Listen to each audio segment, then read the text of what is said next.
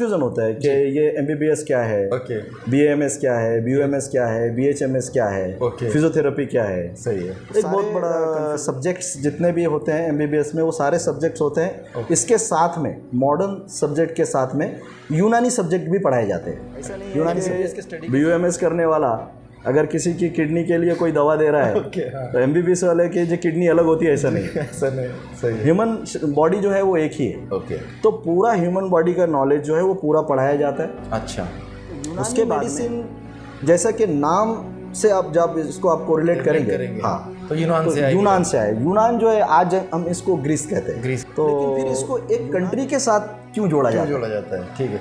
उसके अगर हम लोग देखेंगे तो आयुर्वेदा में भी बिल्कुल एकदम सही क्वेश्चन है, आपने उसको और थोड़ा सा एलाबोरेट कर दिया। आयुर्वेदा भी हर्बल मेडिसिन ही है, उसमें भी कुछ एनिमल मेडिसिन यूज होते हैं जी। तो फिर उसको इंडियन मेडिसिन तो नहीं बोला जाता है, बराबर, आयुर्वेदा बोला जाता है। तो फिर इसको जो है क्यों बोला जाता है यूनानी मेडिसिन? ओके। तो जब आप हिस्ट्री, आप लोगों ने हकीम लोगों के किस्से सुने होंगे जी, वो कहते हैं कि हकीम मर जाता है लेकिन अपनी दवा किसी को बताता नहीं, फार्मूला किसी को बताता नहीं। सही है। इस तरीके की इस्लामी दौर आया। तो इस्लामी दौर जो था ये यूनानी मेडिसिन का गोल्डन एरा कहा जाता है, क्योंकि उस ज़माने में बड़े बड़े तबीब पैदा हुए, ठीक है, बड़े बड़े हकीम लोग पैदा हुए और उन्होंने इस ग्रीक भाषा से इसको अरबी भाषा में कन्वर्ट किया। तो आज भी जितनी भी आपको बड़ी बड़ी यूनानी की जो किताबें आपको मिलेंगी मेडिसिन की, वो सब अरबी भाषा में मिलेंगे। तो इसलिए कुछ लोग को एंग्लो उर्दू हाई स्कूल, आज जैसे खासदार गोविंदराव हाई स्कूल कहा जाता है, उस ज़माने में एंग्लो उर्दू हाई स्कूल नाम था जी। तो वहाँ पे मेरा एडमिशन हुआ फर्स्ट स्टैंडर्ड में, और वहाँ मेरे जो पहले टीचर जो मिले, आरिफा सिस्टर, अच्छा, वो मेरी फर्स्ट टीचर। और मेरे लिए बहुत लायक है एहतराम जी। टीचर तो आप जानते हैं, कुछ टीचर्स हमें और भी मिलते गए जी। हमारी जबीन सिस्टर जी, उन्होंने भी, अभी वो प्रिंसिपल है वहाँ पे, हाँ। उसके बाद शब्बीर सर, उनका इंतकाल हो गया, जन्म नसीब कर। हाँ, उसके बाद वसीम सर, हमारे वसीम सर माशाल्लाह, जिन्होंने मतलब बहुत ही मोहब्बत के साथ पढ़ाया, वो भी रिटायर्ड हो चुके हैं, वसीम सर भी। तो ऐसे चीज़ें आज देखने के लिए मिलती है। क्या हमारा जो समाज है, हमारी जो सोसाइटी है, वही बच्चों को कहीं ना कहीं बदजन करते हैं, उनके दिमाग में कुछ चीज़ें डालते हैं कि उर्दू मीडियम के बच्चे कुछ नहीं कर सकते। ये जो एक कंसेप्ट उर्दू मीडियम के बच्चों के सामने, या कुछ हद तक मराठी वालों के भी सामने, ये हमारे कुछ ऐसे टीचर्स हैं जिन्हें मुकम्मल मालूमात नहीं होती, कुछ पेरेंट्स होते हैं, आसपास के लोग होते हैं, ये बताते हैं। तो इन चीज़ों के बारे में आप उर्दू मीडियम से पढ़े, इसलिए उर्दू मीडियम वाले बच्चों के लिए आपका क्या मैसेज? मुझसे भी बड़े बड़े लोग यहाँ से निकले। अभी हमारी एक जूनियर है जी, आसिया मैडम, वो जज हो गई, उर्दू मीडियम से पढ़ी, आप भी जानते हैं।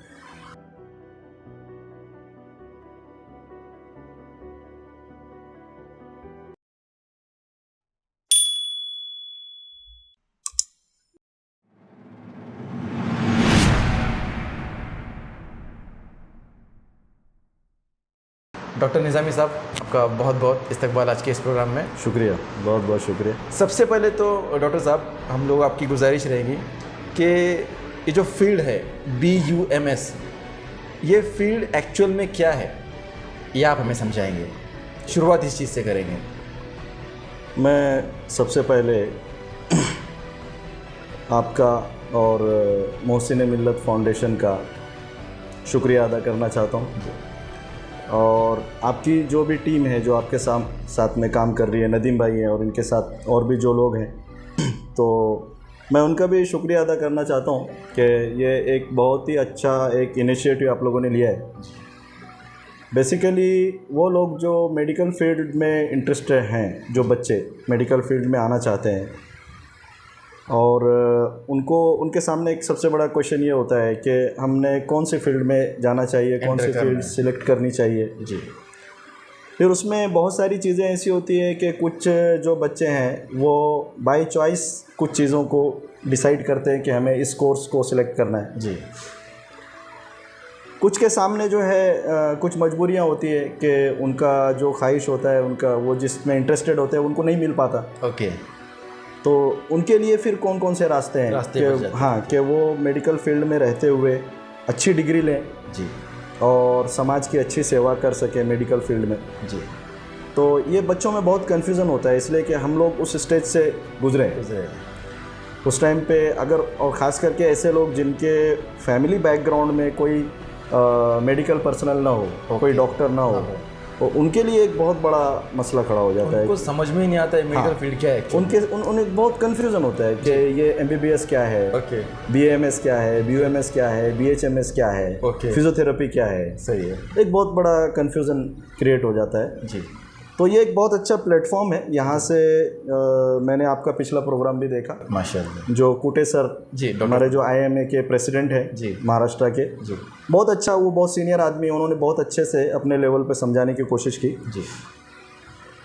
आपने जो सवाल किया स्पेशली BUMS के बारे में, जी, BUMS, ओके, तो ये एक एब्रीविएशन है, इसका फुल फॉर्म होता है बैचलर ऑफ यूनानी medicine and surgery. Okay, bachelor of यूनानी मेडिसिन एंड सर्जरी। ओके, तो ये एक मेडिकल कोर्स है, इंडियन गवर्नमेंट ने इसे रिकग्नाइज किया है। ओके, मेडिकल प्रैक्टिस के लिए। ओके, और ये इक्विवेलेंट टू MBBS कोर्स है।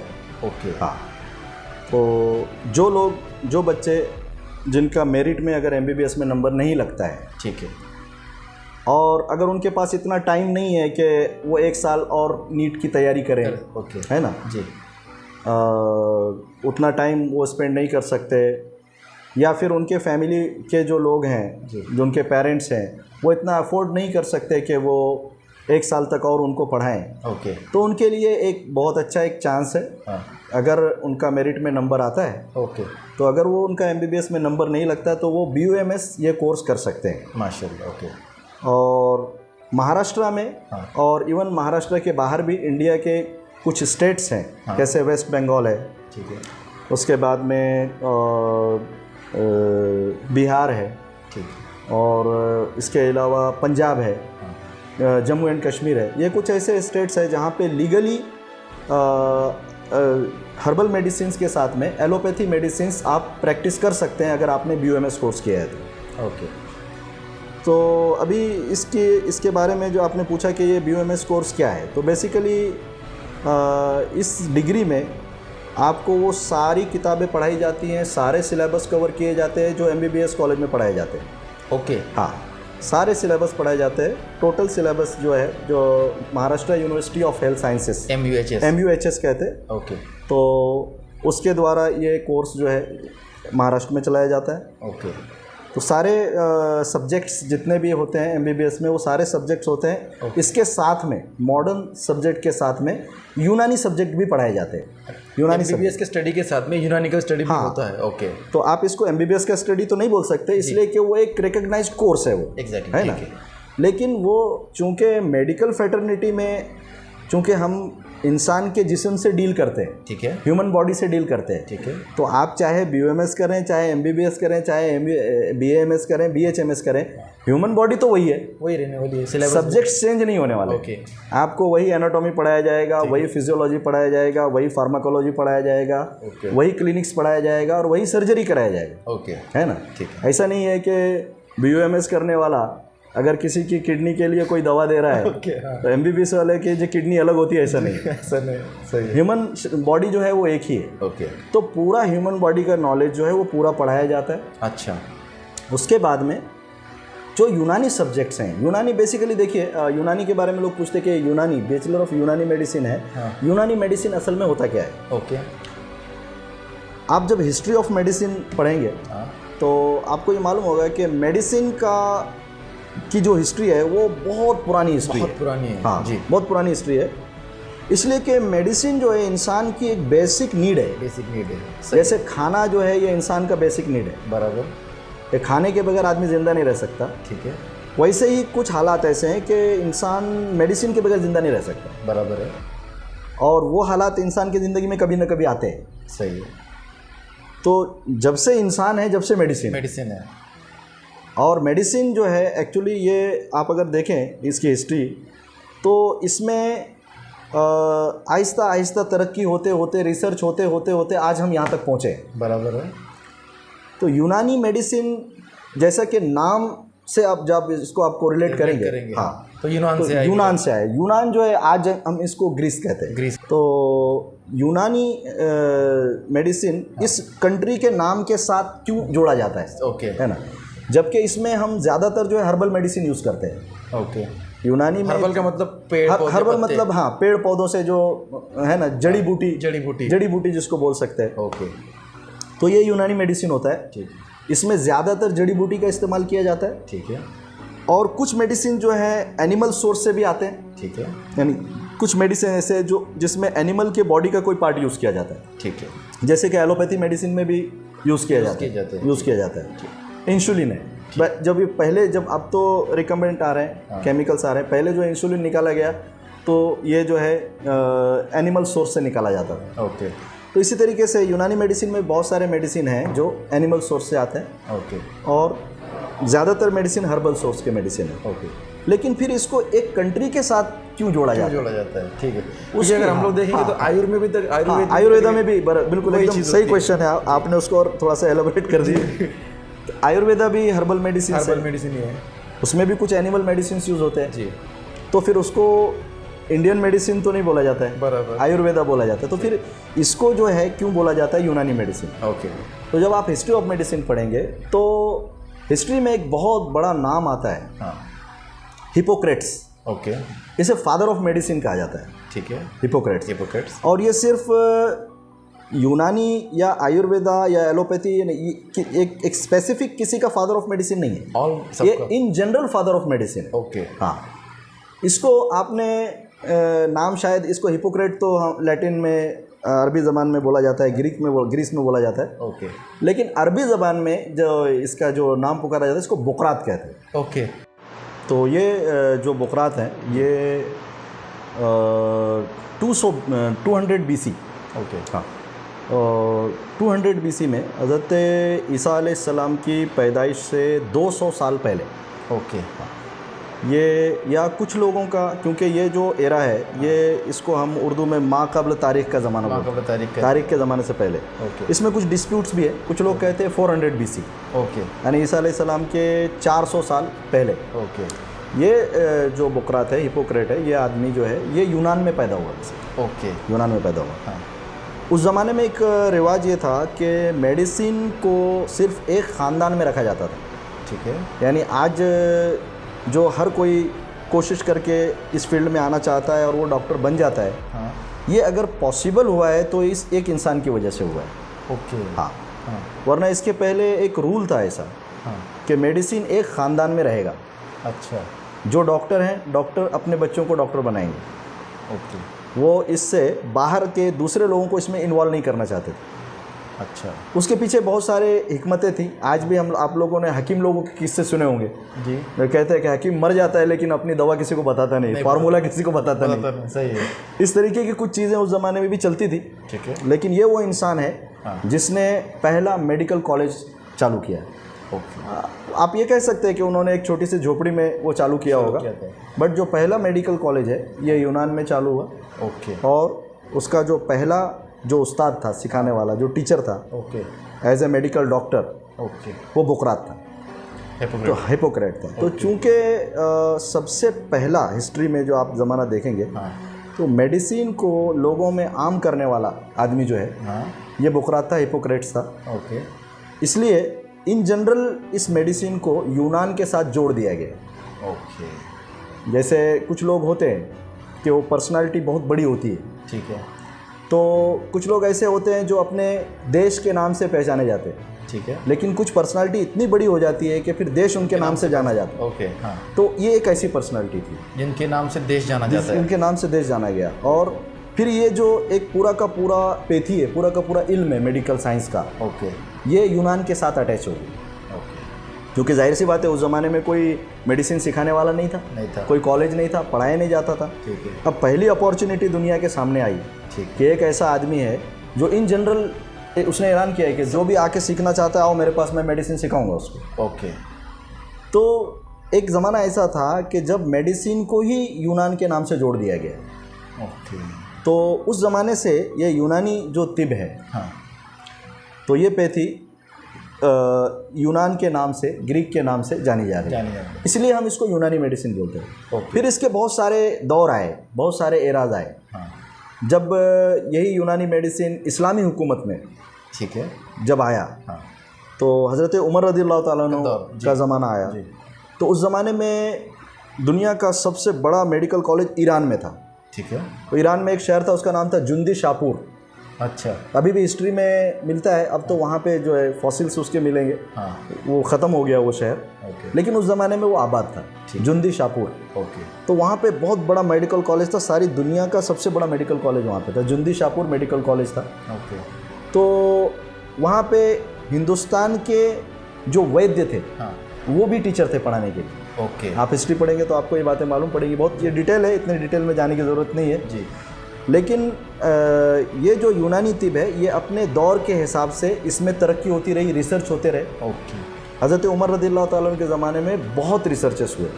ठीक है। ये पूरा का पूरा जो तिब है हाँ ये जो मेडिकल फैकल्टी है यूनानी की, ये पहले ग्रीक में थी, ग्रीक इस भाषा में लिखी गई थी। बराबर। लेकिन जब इस्लामी दौर आया हाँ तो इस्लामी दौर जो था ये यूनानी मेडिसिन का गोल्डन एरा कहा जाता है, गोल्डन रखा जाता है। ठीक क्योंकि उस ज़माने में बड़े बड़े तबीब पैदा हुए, ठीक है।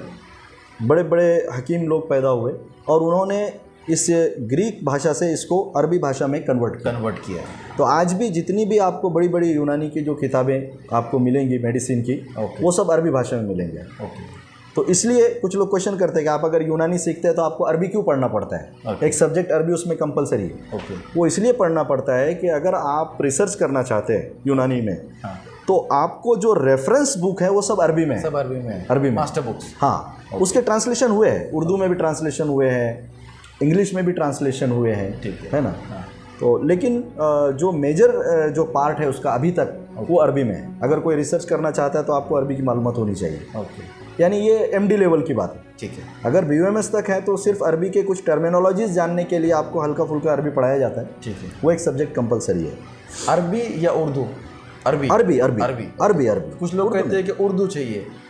नहीं, उर्दू इसलिए चाहिए उसमें कि अरबी देखिए वही पढ़ पाएगा जो उर्दू जानता है। उर्दू जानता है, सही है। आप ये बात जानते हैं कि अगर अरबी किसी को समझना है और वो अगर उर्दू हम सब कॉन्टिनेंट की अगर बात करें, इंडिया, पाकिस्तान, बांग्लादेश की, जी। तो हम लोग जो है अगर अरबी सीखना चाहते हैं ठीक है। तो बहुत ही डिफ़िकल्ट होगा अगर आपको उर्दू की कोई मालूमात नहीं है। और जो उर्दू जानते हैं तो चूँकि अल्फ़ाबेट्स सब वही है, तो आपको आसानी से, इसलिए जो उर्दू मीडियम के स्टूडेंट हैं उनको थोड़ा आसानी जाता है अरबी सीखने के लिए, थोड़ा आसानी है। बाकी जो सब्जेक्ट हैं तो वो सब इंग्लिश में ही है। ओके। लेकिन जो यूनानी सब्जेक्ट हैं वो अरबी में और उर्दू में है। ओके। ट्रांसलेशन आपको पूरा उर्दू में मिल जाएगा। ओके। अगर कोई उर्दू नहीं जानता है और अगर वो बीयूएमएस करना चाहता है ओके, तो उसके लिए हिंदी में भी अवेलेबिलिटी है। ओके। ये कोर्स वो हिंदी में भी कर सकते हैं। अच्छा। हाँ, लेकिन आपको फिर आपको स्टेट छोड़ना पड़ेगा, आपको मध्य प्रदेश जाना पड़ेगा। ओके। हाँ, महाराष्ट्र में जो है उर्दू, इंग्लिश और अरबी, ये 3 लैंग्वेज में आपको ये कोर्स आप ये कर सकते हैं अगर आप जानते हैं। हाँ, ठीक है। अब रह गया सवाल ये कि इसका एडमिशन। हाँ, सेकंड जो क्वेश्चन आपसे ये रेड करेगा, क्या आज अगर किसी इंसान को, किसी बच्चे को अगर BUMS कोर्स करना है तो इसका एडमिशन प्रोसेस, इसका कोर्स ड्यूरेशन, ये किस तरीके से रहेगा? हाँ, ये भी एक अच्छी मालूमात हो सकती है उन लोगों के लिए जो इंटरेस्टेड है उसमें। जी। तो देखिए, ये गवर्नमेंट ऑफ इंडिया ने जितने भी मेडिकल फैटर्निटी के कोर्सेज जितने भी रिकग्नाइज किए हैं, जी, उसमें MBBS, हाँ, BAMS, BUMS हाँ, और BHMS, ये 4 कोर्सेस हैं। ठीक है। तो इनका जो क्राइटेरिया है वो बिल्कुल सेम है अभी पूरे इंडिया में। अच्छा। आपको 12वीं में फिजिक्स, केमिस्ट्री, बायोलॉजी का ग्रुप लेना, PCB, यस। हाँ। इसमें मिनिमम 50% मार्क आपको चाहिए। ओके। हाँ, अगर मिनिमम 50% मार्क है तो आप एलिजिबल हो जाते हैं एलिजिबल हो जाते हैं नीट के लिए। नीट के लिए। हाँ, तो नीट ये आप लोग भी जानते हैं, अभी सब बच्चे भी इसके बारे में जानते हैं। National interest. हाँ, एंट्रेंस टेस्ट है जी। तो ये टेस्ट देने के बाद जी, फिर जो मेरिट लगता है, ओके, मेरिट के हिसाब से अभी महाराष्ट्र में करीब 5 या 7 कॉलेजेस हैं BUMS के। ओके। हाँ, तो जो नीट देने के बाद जो प्रोसीजर है उस प्रोसीजर को फॉलो किया जाता है। ठीक है। मेरिट लिस्ट लगती है MBBS की तरह ही हर चीज़ लाइकवाइज, बिल्कुल सेम है उसमें भी। हाँ, ओके। मेरिट लिस्ट लगती है। मेरिट लिस्ट में आपको, आप जिस कॉलेज में इंटरेस्टेड हैं, ठीक है, आप अपना नाम वहाँ दे सकते हैं, कॉलेज को नॉमिनेट कर सकते हैं कि हमको ये कॉलेज में चाहिए, हमको पुणे में चाहिए, ठीक है, हमको मुंबई में चाहिए, हमको मालेगांव में चाहिए, हमको औरंगाबाद में चाहिए। ठीक है, और फिर मेरिट के हिसाब से सिलेक्शन होता है। ठीक है, और एडमिशन होने के बाद ये टोटल 5.5 साल का कोर्स है। 5.5 साल, 5.5 साल का कोर्स है और कैंपस कोर्स है। ओके, हाँ, इसमें मतलब डिस्टेंस कोर्स नहीं है। ओके, आपको वहाँ पे रहना पड़ेगा, ओके, पूरे लेक्चर्स अटेंड करने पड़ेंगे। 80% अटेंडेंस कंपलसरी है। ओके, हाँ, अटेंडेंस कंपलसरी है। उसके प्रैक्टिकल्स होते हैं, प्रैक्टिकल एग्ज़ाम, फिर उसके एग्ज़ाम्स होते हैं।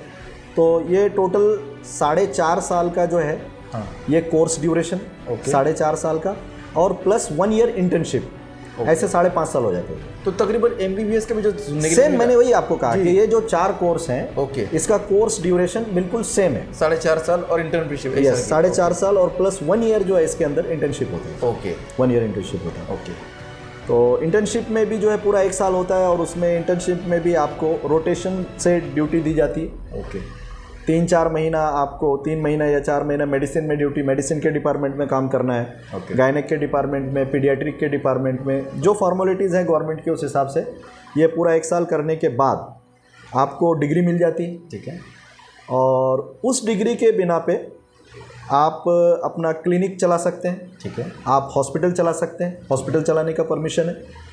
और BUMS करने के बाद आपको जितना कॉलेज में एलोपैथी मेडिसिन सिखाया गया है, ठीक है, उतना एलोपैथी मेडिसिन आप प्रैक्टिस कर सकते हैं। ओके, तो कितना सिखाया जाता है, हमारे हिसाब से तो पूरा ही सिखाया जाता है। ओके, यानी एलोपैथी मेडिसिन ऐसा नहीं है कि आपको बुखार की एक दवा बता दी गई और दूसरी दवा नहीं बताई, ऐसा नहीं है। ठीक है, पूरा फार्माकोलॉजी पढ़ाया जाता है, तो आप पूरा मेडिसिन आप प्रैक्टिस कर सकते हैं। एलोपैथी मतलब मॉडर्न मेडिसिन, गोली दवाई, मॉडर्न मेडिसिन, गोली दवाई, इंजेक्शन जिसको हम बोलते हैं। इन जनरल हमारे ब्रेन में जो अभी कंसेप्ट है कि डॉक्टर मतलब वो इंजेक्शन देगा, बराबर, हाँ, ओके, तो वो आप अपना शौक पूरा कर सकते हैं और विथ नॉलेज कर सकते हैं। ओके, हाँ, आपको बिल्कुल कॉलेज में एजुकेट किया जाता है, पढ़ाया जाता है।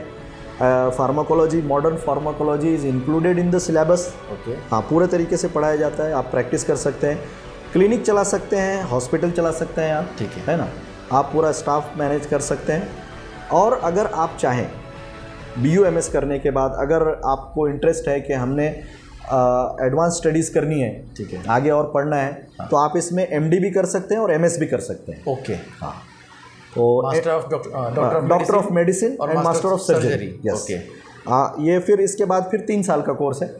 उसके लिए फिर एंट्रेंस टेस्ट होते हैं, PG के जो एंट्रेंस टेस्ट होते हैं, हाँ, और उसमें सिलेक्शन होता है। महाराष्ट्र में 2 जगह पे BUMS के बाद MD और MS के कोर्सेस हैं, पुणे में है और मुंबई में है। ओके, तो अगर कोई इंटरेस्टेड है कि हमको हायर स्टडीज़ करना है, ओके, मास्टर डिग्री लेना है, MD करना है, MS करना है, हाँ, तो BUMS के बाद वो MD भी कर सकते हैं। और MD में भी फिर बहुत सारी फैकल्टीज़ आ जाती हैं। सब हाँ, MD पेडियाट्रिक है, MD गायनेक है, ओके, MD मेडिसिन है जो मैंने किया है। ओके, उसके बाद MS में भी सारी फैकल्टीज़ हैं। ओके, ENT है, ओके, जनरल सर्जन है, सब कुछ ही गायनेक है, हाँ, सब आ जाता है इसके अंदर। और ये इतना ज़रूर है कि लेकिन BUMS करने के बाद आपको कंपटीशन बहुत बढ़ जाता है, इसलिए कि कॉलेजेस बहुत कम है। ओके, BUMS करने के बाद अगर आप MD करना चाहते हैं तो कंपटीशन बहुत है, ओके, इसलिए कि कॉलेजेस सिर्फ 2 हैं ओके, और 15-15 सीट हैं, ठीक है, या हो सकता है शायद अभी कुछ सीट बड़े भी हों, लेकिन ओवरऑल सीट कम है।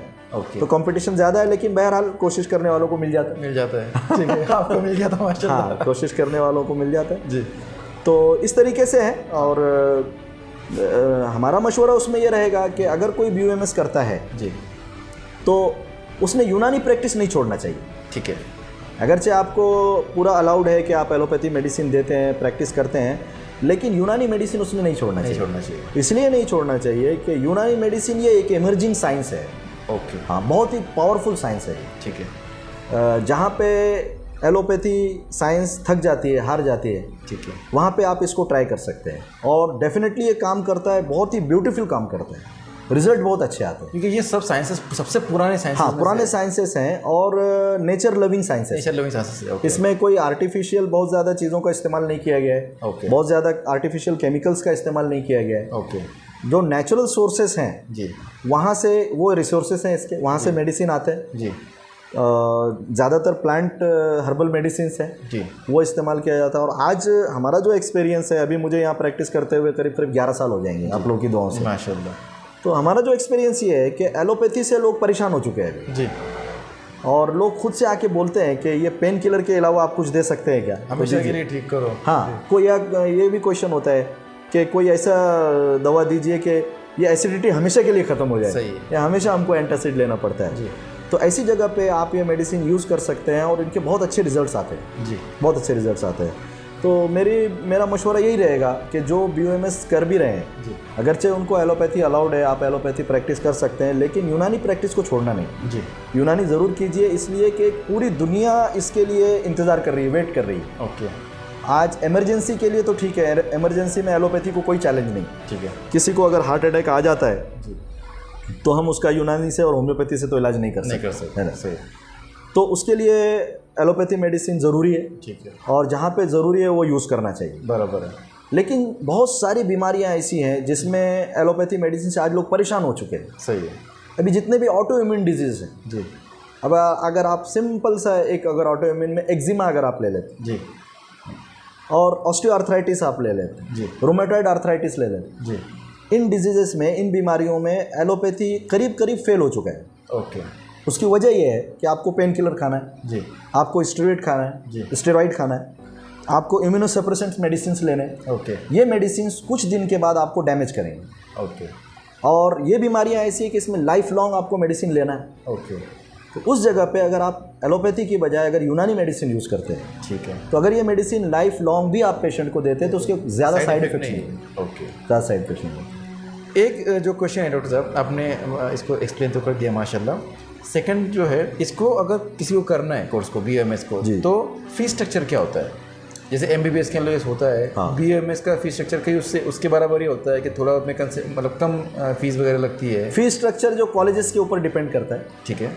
अगर आप गवर्नमेंट कॉलेज में आपका एडमिशन होता है तो फीस स्ट्रक्चर मतलब फ़ी बहुत कम है, कम के बराबर बहुत कम है। लेकिन प्राइवेट कॉलेजेस में अगर आप जाते हैं तो फ़ी ज़्यादा है जी। फीस ज़्यादा है। मैं जिस वक्त BOMS किया था, ठीक है तो अभी उसको 15 साल हो गए। ठीक है तो उस वक्त जो हमारा जो है मोहम्मदिया तिब्बिया मेडिकल कॉलेज मालेगांव, ये गवर्नमेंट मेडिकल कॉलेज है, अच्छा वहाँ टोटल जो फीस थी वो पर एनम 35,000 रुपये थी। एक साल की? हाँ, लेकिन ये 15 साल पहले की बात है। 15 साल पहले। अभी फीस बढ़ी है। ठीक है अभी फीस बढ़ी है। गवर्नमेंट कॉलेजेस की फीस ज़्यादा नहीं बढ़ी है। ठीक है। अभी भी 60,000 रुपये पर ईयर फीस है। पर गवर्नमेंट की बता रहे हैं? हाँ, गवर्नमेंट जी। की। प्राइवेट में हो सकता है कि शायद 15-20 हज़ार रुपये इसके ऊपर हो। ओके। हो सकता है, लेकिन एग्जैक्ट ये फिर पता करना चाहिए और बहुत ईजी है। आप एक कॉल करेंगे तो मालूम पड़ जाएगा कॉलेज की फीस में। ईजी है, कुछ ऐसे मुश्किल। तो इस तरीके से फिर हमने उसको 4 साल का पूरा उसका 4.5 साल 4.5 साल का 4.5 साल का कोर्स है। ओके। और उसके बाद प्लस 1 ईयर इंटर्नशिप होता है। ओके। तो इंटर्नशिप में कोई फीस भरना नहीं होता है। ओके। इंटर्नशिप में आपको स्टाइपेंड मिलता है। ओके। कुछ पैसे मिलते हैं स्टूडेंट्स के लिए, जेब खर्चे के लिए। अच्छा। हर महीने करीब करीब 10-12 हज़ार रुपये वो देते हैं। ओके। अभी उसमें ये होता है कि स्टूडेंट्स को गाड़ी में पेट्रोल का खर्चा आता है, जी। PHCs में जाना पड़ता है। ठीक है। 10 किलोमीटर 12 किलोमीटर का ट्रैवलिंग स्टूडेंट्स का होता है। ठीक है। तो पेशेंट के जेब खर्चे के लिए just for bread and butter okay. कुछ मिलता है। ओके। यस। तो माशाल्लाह डॉक्टर साहब ने ये कवर अप कर दिया कि BOMS जो फील्ड है वो किस तरीके से डेवलप हुई, जी जी। कहाँ से आई, उसके फादर ऑफ मेडिसिन जो आपने बोला हिपोक्रेट जो बताया आपने, शायद से क्या नाम बताया उनका? बुकरात। बुकरात बताया। तो बहुत आसान नाम है। माशाल्लाह ये समझ में आ गया। Yes. और जो प्रोसेस ऑफ एडमिशन है जी जी। ये समझ में आ गया और फीस स्ट्रक्चर जो है तकरीबन वो समझ में आ गया। अब एक इम्पॉर्टेंट क्वेश्चन डॉक्टर साहब, क्या आप जो खुद श्री रामपुर के लोकेशन में आपने BOMS किया, हाँ, आप MD बने, MD मेडिसिन बने, तो आपका एक लाइफ जर्नी जो था वो एक इंस्पिरेशन है यहाँ के जो लोकल स्टूडेंट्स के लिए, और थोड़ा हम उसके बारे में भी जानना चाहेंगे कि आपका ये जो जर्नी था, आप कहाँ पे बढ़े, आपका प्राइमरी एजुकेशन क्या था, कहाँ पे हुआ, सेकेंडरी क्या हुआ, आप किस तरीके से आपके प्राइमरी से आप यहाँ तक किस तरीके से पहुँचे, आपका जो जर्नी था हाँ। आप वो थोड़ा बताएंगे जो एक इंस्पिरेशन रहेगा हमारे बच्चों के लिए। ये एक ट्रैवलॉग है। ओके। जिसको आप कहते हैं कि जब इंसान सफ़र करता है तो सफ़र की रुदात लिखता है। ठीक है। तो इंसान की ज़िंदगी भी एक सफ़र है जी। तो लेकिन इसके लिए एक बहुत ही अच्छी बात यह है कि मैं अपने आप को बहुत खुशकिस्मत समझता हूँ। जी। आप एडवोकेट भी हैं जी और आपका जो है जो न्यूज़ चैनल वगैरह जो है जी इससे राब्ता भी है, सोशल मीडिया पे भी आप एक्टिव रहते हैं। आप हमसे ज़्यादा जानते हैं कि आज हिंदुस्तान में एजुकेशन की पोजीशन क्या है। सही। हिंदुस्तान में बहुत सारे बच्चे ऐसे हैं जो चाहते हुए भी एजुकेशन नहीं ले पाते, उनकी कुछ मजबूरियाँ होती है जी। तो अल्लाह का बहुत बड़ा फजल है कि अल्लाह तबारक ताला ने मुझे एक पढ़े लिखे घर में पैदा किया, माशाल्लाह, जो एजुकेशन की अहमियत को समझते थे। जी। तो आपको मालूम है कि मेरे वालिद साहब जो हैं जी अलहाज मौलाना इमदाद अली साहब जी यहाँ जामे मस्जिद में खतीब इमाम है जी। आज करीब 55-60 साल से वो खिदमत दीन की खिदमत अंजाम दे रहे हैं जी। और एजुकेशन के सिलसिले में भी वो बहुत ज़्यादा एक्टिव हैं। हाँ, हमेशा उनकी ये ख्वाहिश रही है कि हमारे जो कौम के बच्चे हैं वो पढ़ें, आगे जाएं, ज़्यादा से ज़्यादा तरक्की करें जी। तो उनके ज़ेरे साया हमारी परवरिश रही जी और उन्होंने एजुकेशन के लिए हम तमाम भाइयों के लिए बहुत अच्छा इंतज़ाम किया उन्होंने। माशाल्लाह। एक एनवायरनमेंट क्रिएट किया कि आपको पढ़ाई करना है, आपको पढ़ना है, आपको आगे जाना है, पीछे नहीं रहना है। उसके लिए अच्छी अच्छी मिसालें दी जाती थी हमारे घर में जी। हमारी वालिदा ने भी उसके लिए बहुत कोशिशें की हमारे लिए। तो हमारा बेसिकली मेरा पूरा एजुकेशन जो है 12वीं तक का, 12th साइंस तक का ये श्रीरामपुर में ही हुआ। अच्छा। और एंग्लो उर्दू हाई स्कूल, आज जैसे खासदार गोविंदराव हाई स्कूल कहा जाता है, उस ज़माने में एंग्लो उर्दू हाई स्कूल नाम था जी। तो वहाँ पे मेरा एडमिशन हुआ फर्स्ट स्टैंडर्ड में और वहाँ मेरे जो पहले टीचर जो मिले आरिफा सिस्टर, अच्छा, वो मेरी फर्स्ट टीचर। ओके। और मेरे लिए बहुत लायक है एहतराम जी।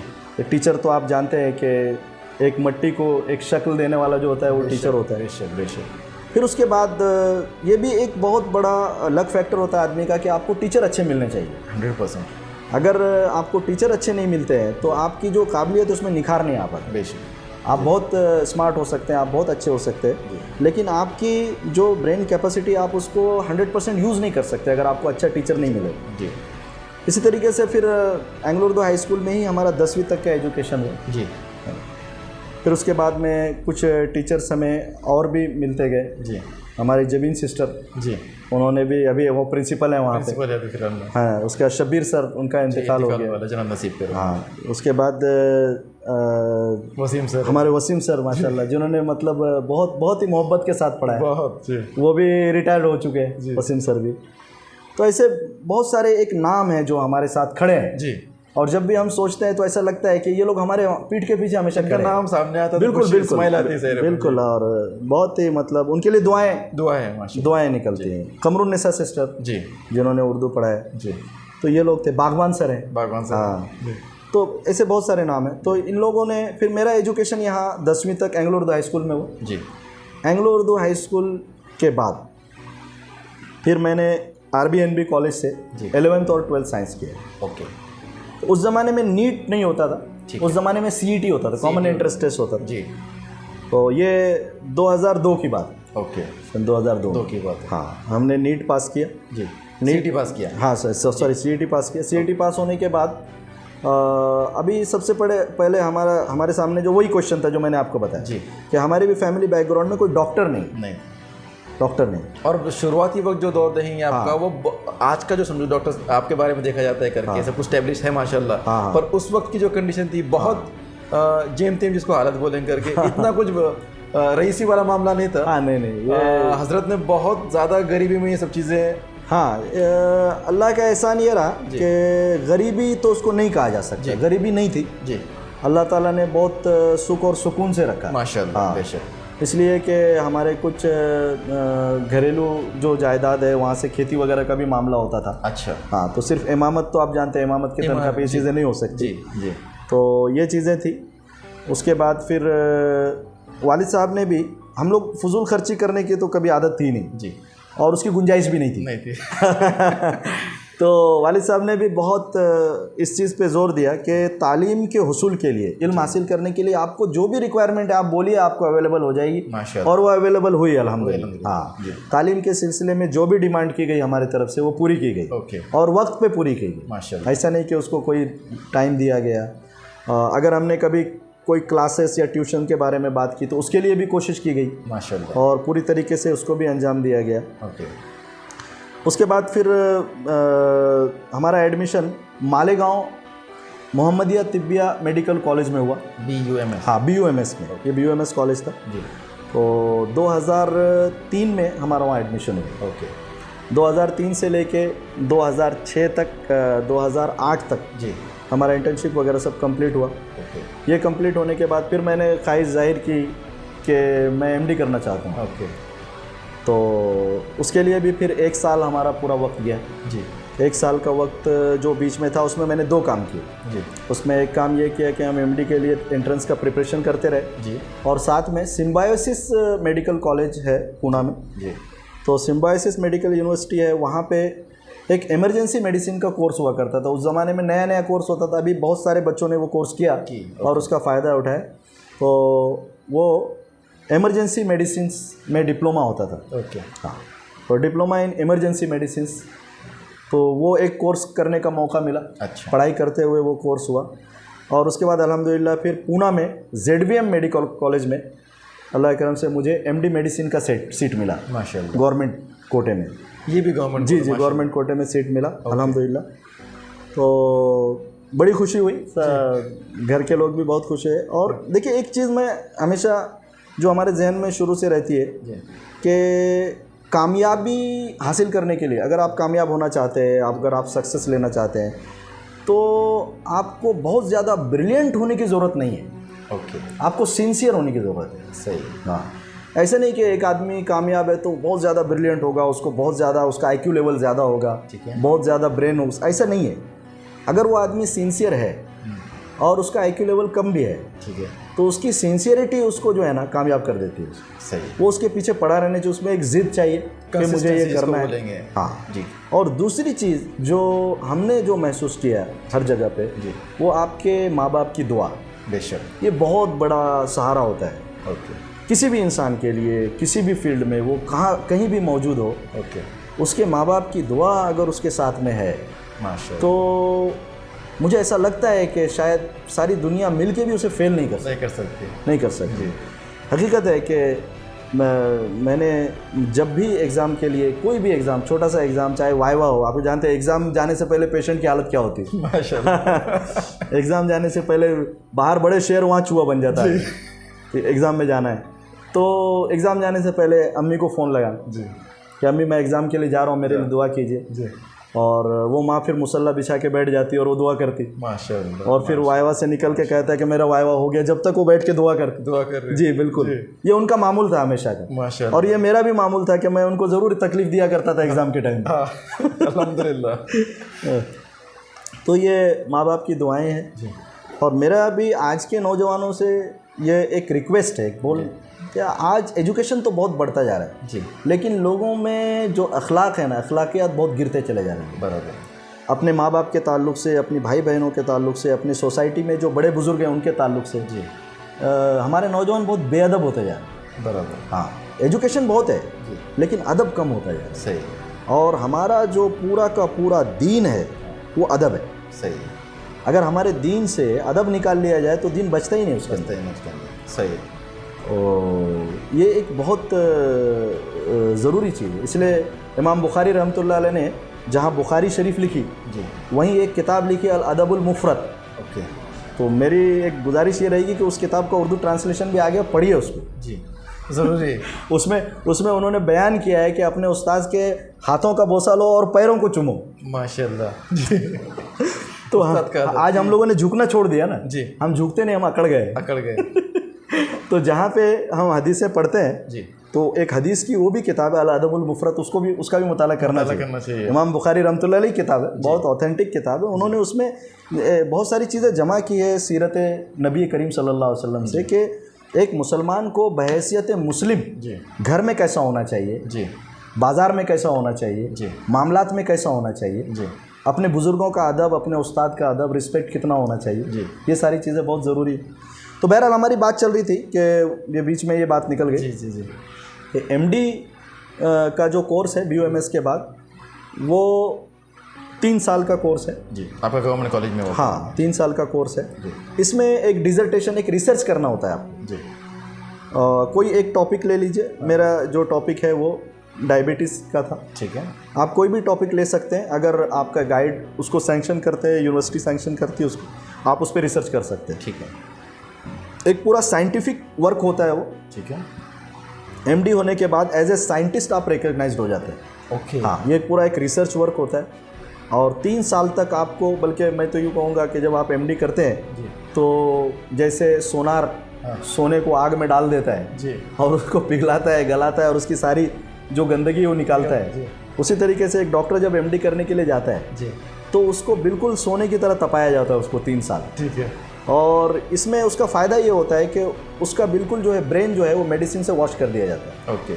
उसमें जितने भी स्टम्बल्स होते हैं निटी-ग्रिटीज़ होती है वो सब निकाल दी जाती है। हाँ और वो बिल्कुल मैदान में आ जाते हैं ट्रीटमेंट करने के लिए। हाँ खरा सोना बन के आ जाते हैं और वो फिर ट्रीटमेंट करते हैं। ओके। तो एमडी के कॉलेज के बारे में हमारे एक टीचर हैं डॉक्टर मुश्ताक मुकादम जी।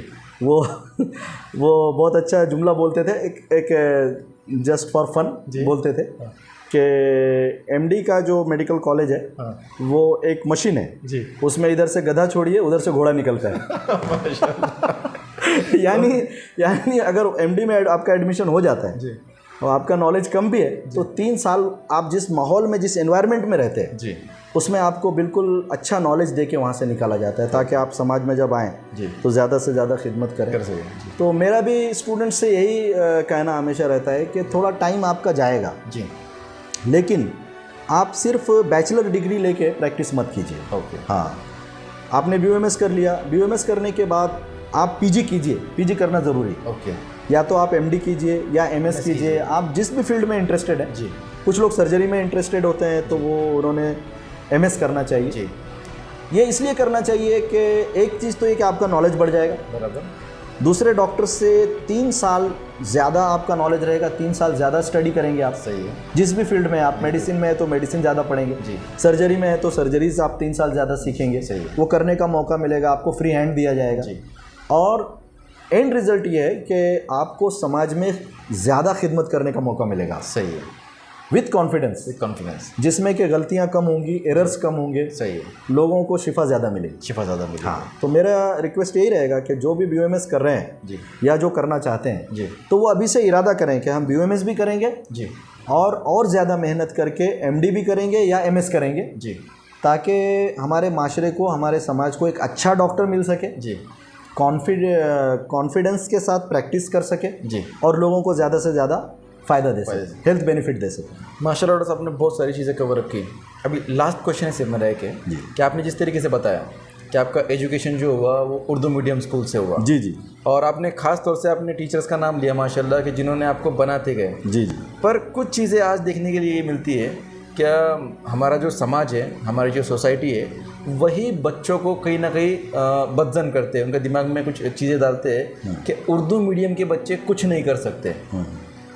ये जो एक कंसेप्ट उर्दू मीडियम के बच्चों के सामने या कुछ हद तक मराठी वालों के भी सामने, ये हमारे कुछ ऐसे टीचर्स हैं जिन्हें मुकम्मल मालूमात नहीं होती, कुछ पेरेंट्स होते हैं, आसपास के लोग होते हैं, ये बताते हैं। तो इन चीज़ों के बारे में, आप उर्दू मीडियम से पढ़े इसलिए उर्दू मीडियम वाले बच्चों के लिए आपका क्या मैसेज रहेगा? नहीं, ये बिल्कुल गलत कंसेप्ट है।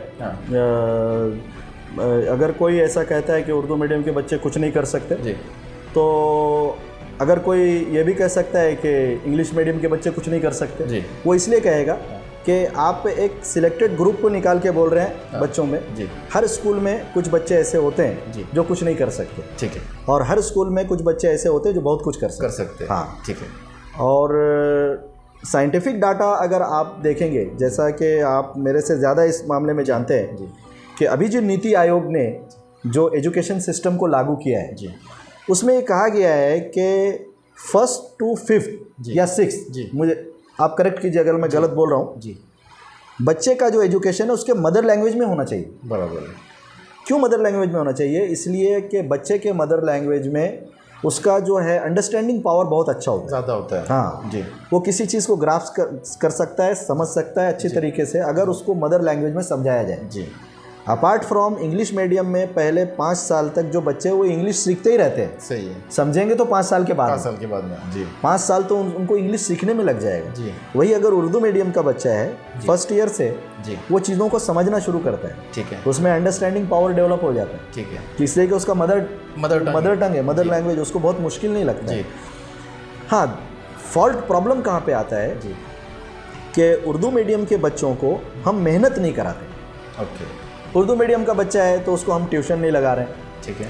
इंग्लिश मीडियम का बच्चा है तो हम उसको ट्यूशन भी लगा रहे हैं जी ट्यूटर एक्स्ट्रा लगा रहे हैं, उसके पीछे ज़्यादा ध्यान दे रहे हैं, उनसे सवालात किए जा रहे हैं, आपने होमवर्क किया कि नहीं किया। लेकिन उर्दू मीडियम फीस ज़्यादा दी होती है। हाँ ये पेड नॉलेज तो उसका इम्पोर्टेंट, लेकिन ये गलत है जी। ये गलत इसलिए है कि उर्दू मीडियम में जो बच्चा आपका पढ़ रहा है अगर आप उस पर अच्छे से ध्यान दें, जी अगर उसके लिए कोई स्पेशल अलग से मेहनत, जाहिर सी बात है, देखिए एक क्लास में 50 बच्चे होते हैं जी तो एक टीचर वो फरिश्ता तो नहीं है कि वो 50 बच्चों हाँ कोई नाजिल कर देगा दिमाग पे कुछ, वैसा तो हो नहीं सकता है। वो टीचर है, वो टीचर कितने बच्चों को समझा सकता है, बहुत सारे, और इंडिविजुअल अटेंशन मिलना बहुत मुश्किल है जी।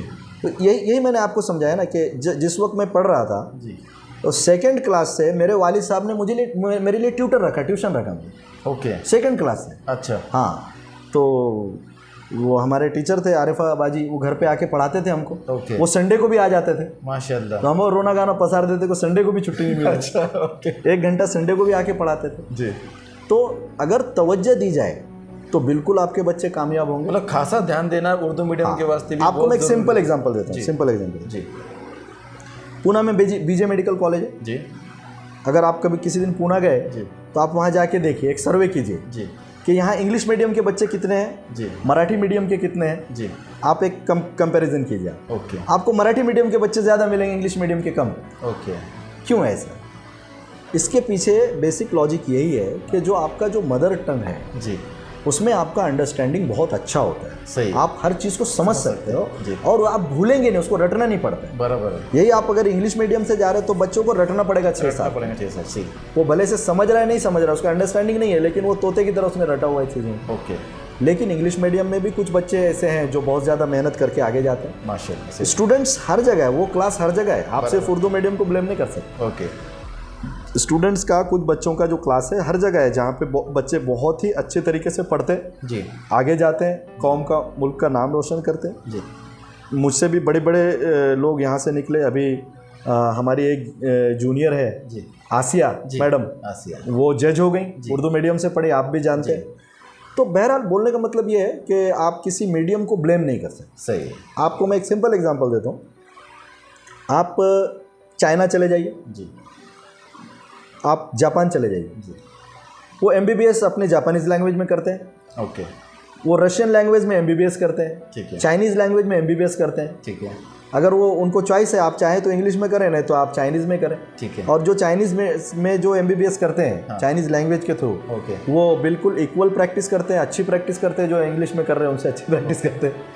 तो लैंग्वेज जो है ना, ये कभी भी एक बार नहीं है, कोई रेस्ट्रिक्शन नहीं है ठीक है, कि आपको ये लैंग्वेज आ गया मतलब स्पीड ब्रेकर लग गया आपको, ओके, ऐसा नहीं है। बेसिकली ये है कि हम लोगों के ऊपर रूल किया है ना ब्रिटिश ने, जी, तो हम लोग we are govern by the British ना, ब्रिटिश, ओके, तो वो अभी तक जो डिलेमा है ना, वो निकला नहीं दिमाग से। ओके, गुलामी निकली नहीं है। हाँ, वो इंग्लिश वो हमारे दिमाग में कहीं ना कहीं बसी हुई है कि इंग्लिश ही सब कुछ है, हालांकि ऐसा नहीं है। जी, हाँ, लेकिन आज के ज़माने में चूंकि एक इंटरनेशनल लैंग्वेज है, जी, तो उसको अच्छे से सीखना भी ज़रूरी है, ज़रूरी है, ठीक है, उसको सीखना चाहिए। जी, इसलिए कि अभी आप अगर आगे हायर स्टडीज़ करना चाहते हैं तो आपको ज़्यादातर इंग्लिश से मुकाबला करना होगा। करना पड़ेगा, सही है, अगर आपका इंग्लिश अच्छा है, अच्छे से है, तो आपको बहुत कंफर्टेबल लगेगा आगे। जी, तो इंग्लिश भी सीखना चाहिए। अगर कोई बच्चा उर्दू मीडियम में पढ़ रहा है, जी, अगर उसको आप अच्छे से प्रिपरेशन कराते हैं, जी, इंग्लिश का उसको ट्यूशन लगाते हैं, जी, उसके लिए मेहनत करते हैं, तो वो बच्चा वहाँ पे भी बहुत अच्छे से इंग्लिश सीखता है। ऐसा नहीं, जी, उसके मिसालें मौजूद हैं हमारे सामने, बहुत सारी मिसालें। जी, ऐसे बिल्कुल ये बात गलत है, हाँ। एक गलत कंसेप्ट, एक तस्वुर है ये जी, कि उर्दू मीडियम का बच्चा आगे नहीं जा सकता। जी। ये गलत है, ऐसा नहीं है। तो डॉक्टर साहब, आपने कई सारी चीज़ें माशाल्लाह कवर अप करने की कोशिश की आपके साथ में, आपने बेहतरीन तरीके से समझाने की कोशिश भी की। तो कुछ चीज़ें हम लोग रिवाइज करेंगे कि हम आपने इसके बारे में बताया कि BUMS के बारे में आपने पूरी मालूमात देने की कोशिश की माशाल्लाह, प्रोसेस स्ट्रक्चर है, सब कुछ चीज़ें हैं, और आपकी जर्नी भी आपने ये की। और बच्चों के लिए भी जो आपसे मैसेज सुनने के लिए मिला कहीं ना कहीं वो ये था कि उर्दू मीडियम के बच्चों के लिए हम लोग ध्यान कम देते हैं, जो एक्चुअल में पेरेंट्स की तरफ से उनकी तरफ जो देना चाहिए, जो ट्यूशन्स है या कुछ चीज़ें उनकी ज़रूरियात है वो पूरी करनी चाहिए। तो हर मीडियम का बच्चा, उर्दू मीडियम हो, मराठी मीडियम हो या इंग्लिश मीडियम हो, हर बच्चा हर बैरियर को क्रॉस कर सकता है। बिल्कुल कर सकते हैं, बिल्कुल कर सकते हैं, नो डाउट। आपने जो कुछ वक्त दिया डॉक्टर साहब, आपका बहुत बहुत शुक्रिया इस चीज़ के लिए। और आने वाले वक्त के अंदर हम लोग जो हमारे स्टूडेंट्स हैं उनकी तरफ से गुजारिश करेंगे, आपसे गुजारिश करने की ज़रूरत तो नहीं, आप तो बेहतर माशाल्लाह बहुत अच्छा काम करते हैं चीज़ों के अंदर, पर कुछ बच्चों को अगर ज़रूरत पड़ती है BUMS के लिए तो हम लोग ऐसे बच्चों को जमा करने की कोशिश करेंगे और इंशाल्लाह आपका फिर से एक सेशन रखेंगे उनके लिए, कि जब बाकायदा आप उनसे सामने बैठ के उनके 1-to-1 क्वेश्चन ये करेंगे। बिल्कुल बिल्कुल ज़रूर, आप जब भी बुलाएंगे हम आएंगे आपके। जी, शुक्रिया, बहुत बहुत शुक्रिया।